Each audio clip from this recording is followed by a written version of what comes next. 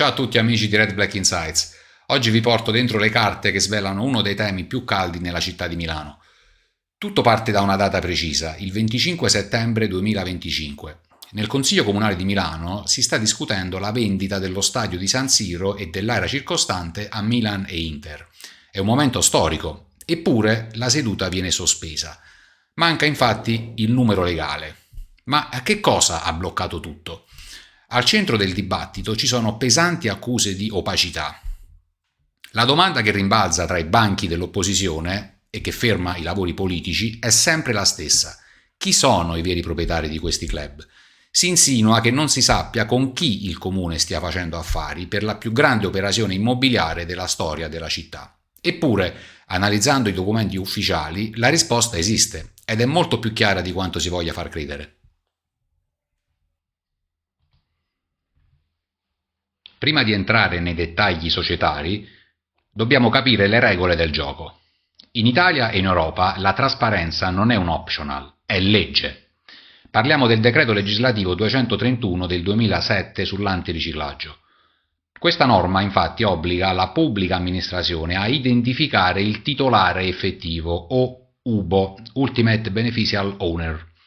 Chi è l'UBO? È la persona fisica che alla fine della catena possiede o controlla l'entità, solitamente con più del 25% delle quote.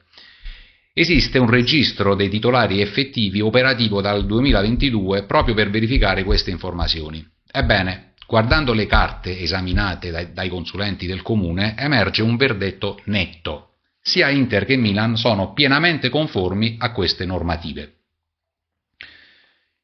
Iniziamo aprendo il dossier nerazzurro. La documentazione inviata dall'Inter al Comune e alla FIGC spazza via i dubbi su presunti investitori anonimi che tirano le file nell'ombra. La realtà è che il controllo è esclusivo e centralizzato. Le decisioni gestorie sono assunte esclusivamente da Oaktree Capital Management. Nella comunicazione ufficiale si legge chiaramente che i singoli investitori del fondo non hanno alcun diritto di esprimere pareri vincolanti. Non c'è una democrazia diffusa. Comanda il management di Oaktree, un'entità vigilata dalla severissima SEC statunitense, che sarebbe in parole povere la Consob italiana, tanto per intenderci. La catena di controllo è complessa, certo, ma documentata. Si passa attraverso una serie di 10 veicoli societari, tutti con sede in Lussemburgo. E attenzione, il Lussemburgo non è più un porto franco per l'anonimato. Le leggi locali impongono la registrazione obbligatoria degli UBO, esattamente come accade in Italia e anche in America, eliminando quelle che vengono definite zone d'ombra, come qualcuno si ostinava e credo tutt'oggi si ostini a pensare. Proprio analizzando questi documenti lussemburghesi emerge una novità assoluta che finora era sfuggita al dibattito pubblico. Ricordate Lion Rock, il fondo di minoranza? Fino a poco tempo fa la quota del 31% dell'Inter era detenuta dalla Lion Rock Zukui Limited con sede alle isole Cayman, ma i documenti recenti ci mostrano un cambiamento cruciale avvenuto il 2 agosto 2024, 2 mesi dopo che Oaktree ha escusso il pegno e perso il club. È stata costituita una nuova società in Lussemburgo, quasi omonima, che agisce come uno specchio della precedente.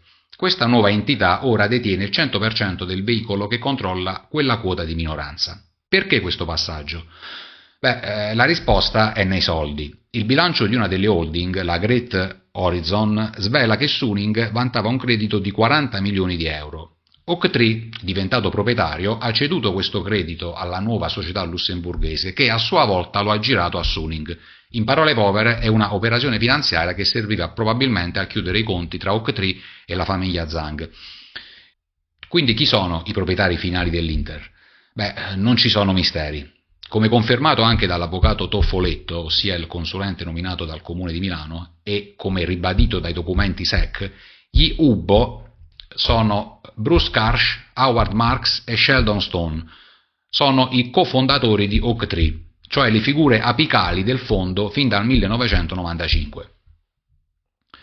Ora passiamo alla sponda rossonera. Qui la struttura è diversa, più lineare ma altrettanto chiara. La disclosure conferma che il controllo è saldamente nelle mani di Redbird Capital Partners. L'Ubbo, il titolare effettivo ultimo registrato anche nel registro olandese, è uno solo, Gerald Cardinale.